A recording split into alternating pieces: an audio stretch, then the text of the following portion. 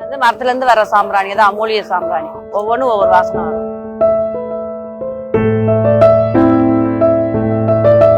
குங்குலியம், இது வந்து குங்குலியம் மரத்துல இருந்து நேச்சரா வர்றது.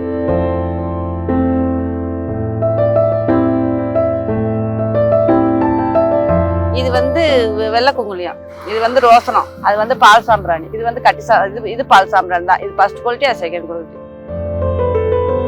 தீய சக்தி எதுவுமே அண்டாது, குழந்தைகளுக்கு போடலாம். நம்ம குளிச்சுட்டு தலை குளிச்சுட்டு போட்டோம்னா அது போட்டுக்கலாம், நல்லா இருக்கும். கஷ்டமா? பௌர்ணமி தான் கஷ்டம்தான். அது இப்படி வராது, கட்டி கட்டியா பெரிய பெரிய ஒரு பாரா வரும், அது உடைக்கணும், அது பாக்கெட் பண்ணணும், எல்லாமே கஷ்டம் தான் படணும். மழையில நனைய விட்டாதான் கெட்டு போகும். நான் நனைய விடல மாட்டேன். குறைச்சு கேட்டாங்கன்னா 600 ரூபா சொன்னேன்னா ஒருத்தருக்கு 500 ரூபாய்க்கு வாங்குவாங்க, ஒருத்தருக்கு 550 ரூபாய்க்கு கேட்பாங்க. இதை கொஞ்சம் குறைச்சு கொடுங்க அப்படின்னா ஒருத்தருக்கு 400 ரூபாய்க்கு கூட கேட்பாங்க.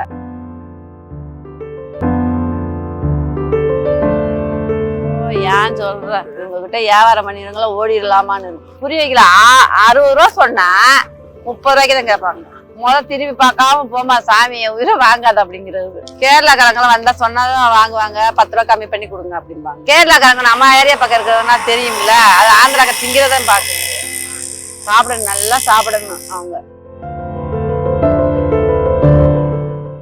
கஷ்டமா தான் இருக்கு. பசங்க பொண்ணுங்க 3 பொண்ணுங்கள கல்யாணம் பண்ணியாச்சு. இப்பதான் ஒரு பொண்ணு கல்யாணம், ஒரு 3 வருஷம் ஆச்சு கல்யாணம் பண்ணி.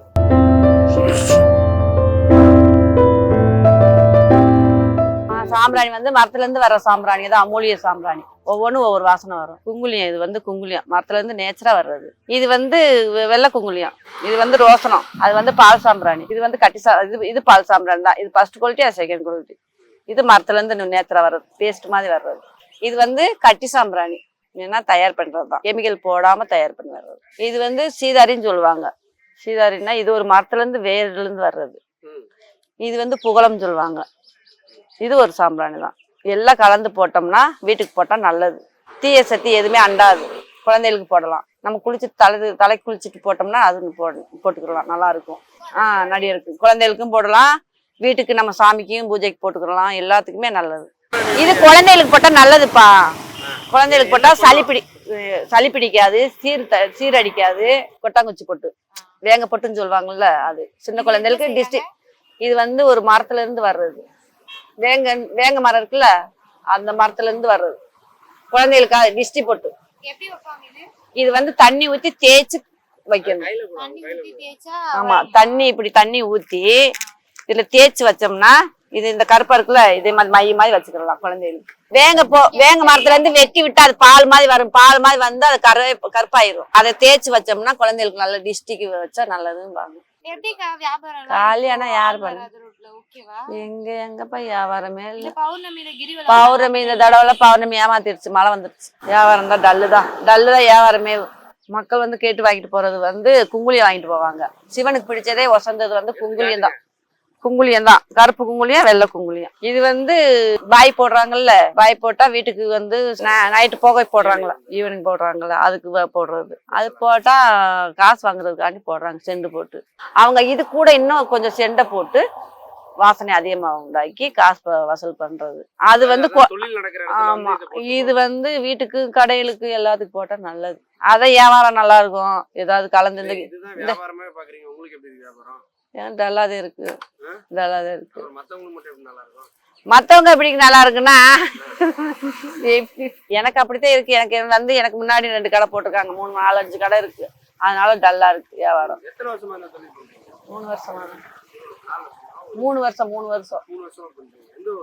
எங்க ஊர் மதுரை பக்கத்துல சதுரகிரி. அங்க ரொம்ப கடை இருக்குப்பா. சதுரகிரியில வந்து அதிகம் கடை. அதனால மாத்தி போட்டது கொஞ்சம் என்னமோ அண்ணாமலையர்கிட்ட வர கொஞ்சம் பரவாயில்லாம தான் இருக்கு. இருந்தாலும் கொஞ்சம் வியாபாரம் டல்லு தான். எனக்கு முன்னாடி 2 3 கடை இருக்கிறதுனால அங்க எல்லாரும், ஏன்னா எனக்கு கொடுக்கறது அண்ணாமலையர் கொஞ்சம் ஏதாவது கொடுத்தாதான் ஆகும். அண்ணாமலையார் பாக்குறதுக்காண்டி உட்காந்துருக்கு. எல்லாரும் பணம் கொடுத்தானே வரணும், நான் ஃப்ரீயா தான் உட்காந்துருக்கேன். வியாபாரத்தை பார்த்த மாதிரி இருக்கு, அவரை பார்த்த மாதிரி இருக்கு. வியாபாரம் ஓடுற பொறுத்து. ஒரு நாளைக்கு வியாபாரம் ஓடுனா 2000 3000 4000 கூட வரும். சனி ஞாயிறுனா 3000 ஓடுவோம். வியாபாரம் வாங்குறத பொறுத்து இருக்கு. இன்னைக்கெல்லாம் வியாபாரமே இல்லை, 1000 ரூபாய்க்கு தான் வித்து இருக்கு. என்ன பண்ண முடியும்? அதுதான் வியாபாரம். அவங்க ஊருக்கு போயிட்டாங்கன்னா ஒண்ணு ரெண்டு வியாபாரம் போகுப்பா. இப்ப அவங்க வந்து இங்கே இருந்து வியாபாரம் பாக்குறாங்க. அதனால எனக்கு நல்லதான் சொல்றேன்ல, வியாபாரம் கம்மி தான். கஷ்டமா, பௌர்ணமி வந்தா கஷ்டம்தான். பாக்கெட் பண்ணணும், உடைக்கணும்.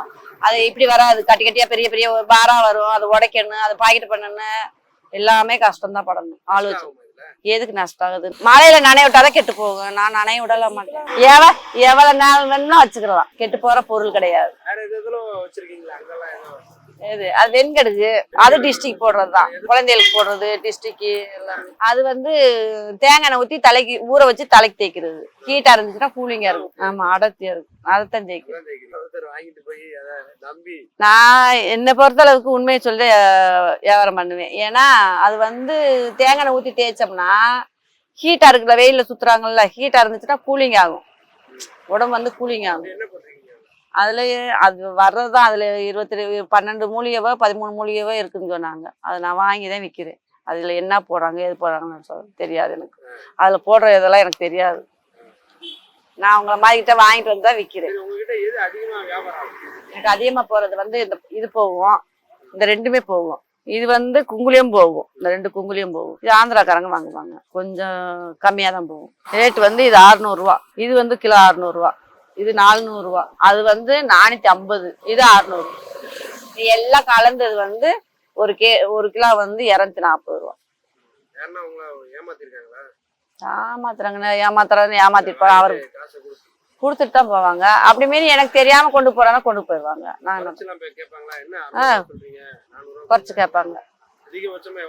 குறைச்சு கேட்டாங்கன்னா 600 ரூபா சொன்னா ஒருத்தருக்கு 500 ரூபாய்க்கு வாங்குவாங்க. ஒருத்தருக்கு 550 ரூபாய்க்கு கேட்பாங்க. இதை கொஞ்சம் குறைச்சு கொடுங்க அப்படின்னா. ஒருத்தருக்கு 400 ரூபாய்க்கு கூட கேட்பாங்க.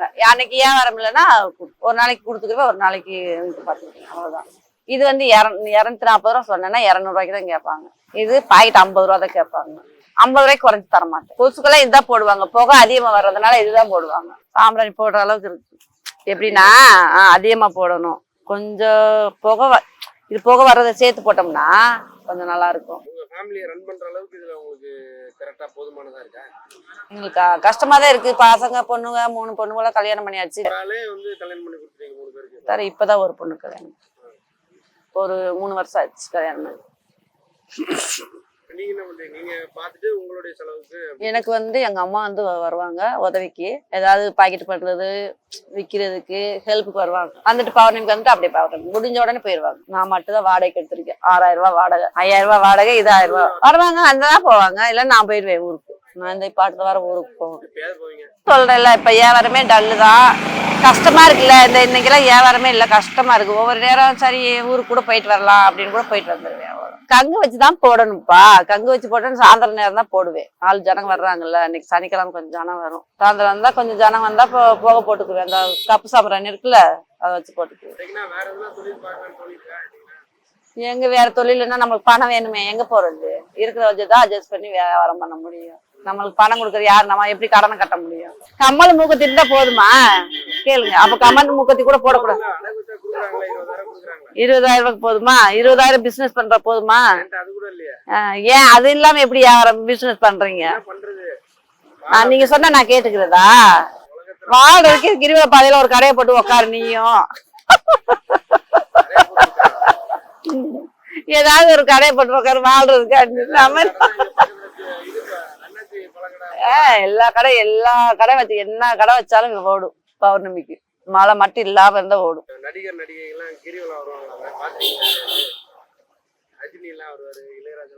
நான் பார்த்ததே இல்லை. நான் 9 மணி வரைக்கும் இங்க இருப்பேன். மத்த நேரம் வீட்டுக்கு போய். அது எப்படி ஒரு 50 ஆள் 100 ஆள் வருவாங்க வண்டியில. இது என்னன்னு கேட்பாங்க. ஆந்திராக்காரங்களும் அதிகமா கேட்பாங்க. இது ஏடிஎம்மா அப்படிம்பாங்க. கோயிலுக்குள்ள வந்துட்டு ஐயோ ஏன் சொல்ற? உங்ககிட்ட வியாபாரம் பண்ணிருங்களா ஓடிடலாமான்னு இருக்கு. பாக்கெட் புரிய வைக்கல. 60 ரூபா சொன்னா 30 ரூபாய்க்கு தான் கேட்பாங்க.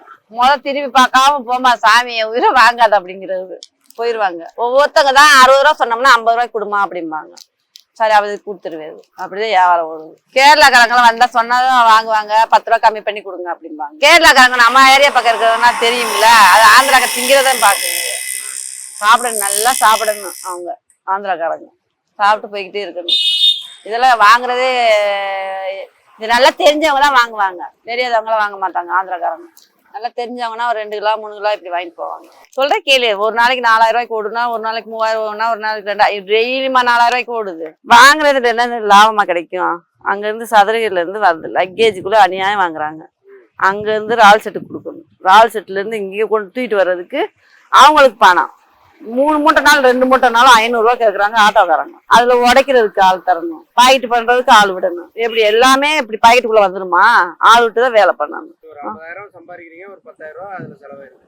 40,000 பிற இது சரக்கரனுக்கு எப்படி பணம் கட்டுறது? இந்த பொருளுக்கு எப்படி பணம் கட்டுறது? சம்பாதிச்சு தானே கொடுக்க முடியும்.